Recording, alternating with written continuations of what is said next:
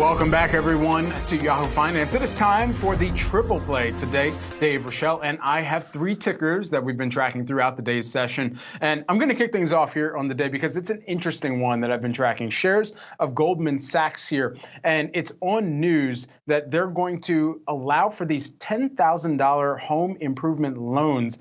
And if this sounds interesting, it's because it is, and the timing also should strike you as important too.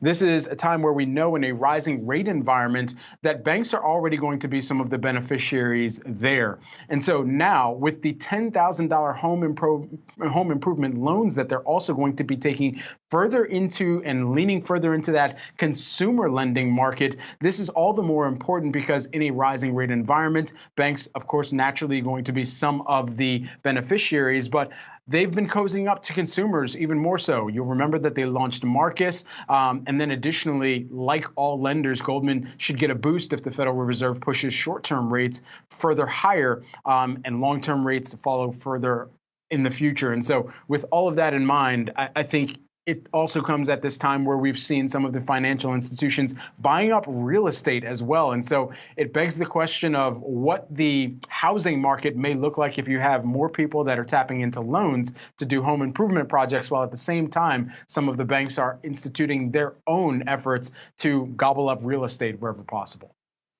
And as you mentioned, Marcus, because a lot of people are wondering why are they taking this route, but you are seeing some of these smaller banking options for people. They're really literally now bringing it home with these home improvement loans. I think this is a fascinating development. I'd be curious to see how popular it ends up becoming. Obviously, when you have a big institutional bank like that now moving into something so much smaller, I'll be curious to see how many people actually end up taking them up on it.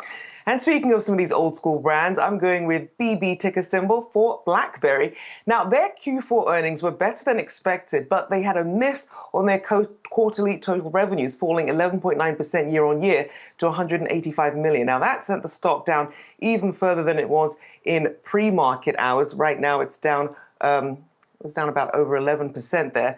And so, as we're seeing, it's also down nearly 30% year to date as well.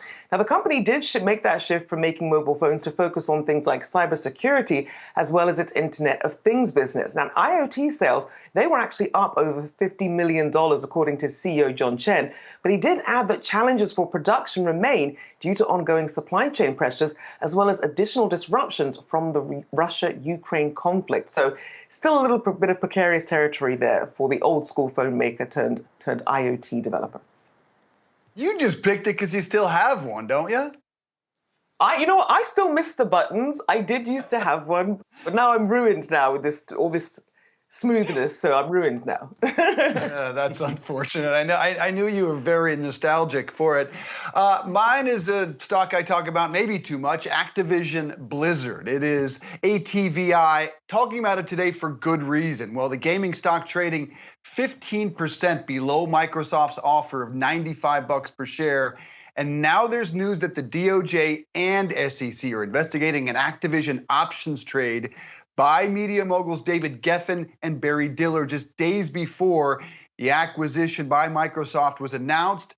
Also, some U.S. senators want the FTC to review the deal.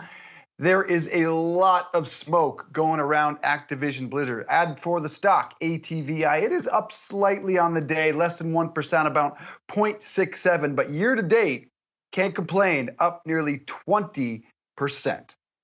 Yeah, we had seen this really come forward during, I believe, late February in terms of some of the allegations that may have prompted some of the initial investigations just around the wrongdoing that at least one shareholder alleged and put out there. And so we'll see what the SEC and what this probe ultimately yields as well, and if there are any penalties that are also going to be put forward as well.